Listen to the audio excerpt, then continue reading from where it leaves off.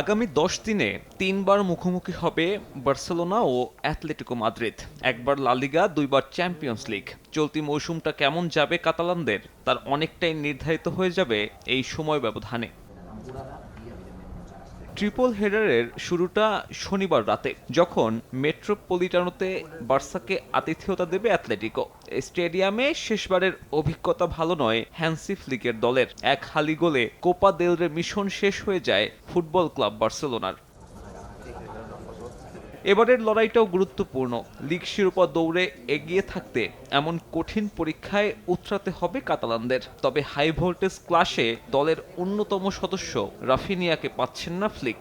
আন্তর্জাতিক বিরতিতে ব্রাজিলের হয়ে খেলতে গিয়ে চোটে পড়েছেন এই উইঙ্গার। এটা ইনজুরি এবং আমাদের এটা নিয়েই বাঁচতে হবে। এটা খেলা এবং জীবনের অংশ। হ্যাঁ, তার কিংবা এই ক্লাবের জন্য ইনজুরির উপযুক্ত সময় নয় এটা। ও নিজেও বিষয়টি নিয়ে অনেক মর্মাহত। আমরাও খুশি নই, এটা স্বাভাবিক। তবে আমাদের অনেক খেলোয়াড় রয়েছে এবং এখন দেখার বিষয় আমরা কিভাবে এটা ম্যানেজ করি।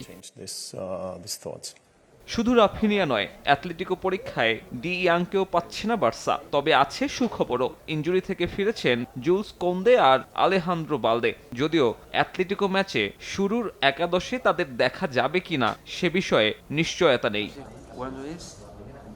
লা লিগায় দ্বিতীয় স্থানে থাকা রাইভাল রিয়াল মাদ্রিদের চেয়ে ৪ পয়েন্টে এগিয়ে বার্সেলোনা। এটিএম পরীক্ষায় ধরাশায়ী হলে সে ব্যবধান নেমে আসবে মাত্র ১ পয়েন্টে। মৌসুমের ৭ ম্যাচ বাকি থাকতে এমন গুরুত্বপূর্ণ ব্যবধান হাতছাড়া করতে চাইবে না কাতালান শিবির।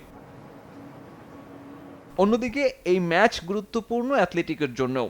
লিগে ভালো অবস্থানে নেই সিমিওনের শিষ্যরা। চ্যাম্পিয়ন্স লিগ লড়াইয়ের আগে ভালো অবস্থান নিশ্চিত করতে আলভারেজদের সামনে তাই ভালো পারফরম্যান্সের বিকল্প নেই। লা লিগায় প্রথম লেগে অ্যাটলেটিকোকে ৩-১ গোলে হারায় হ্যান্সি ফ্লিকের দল।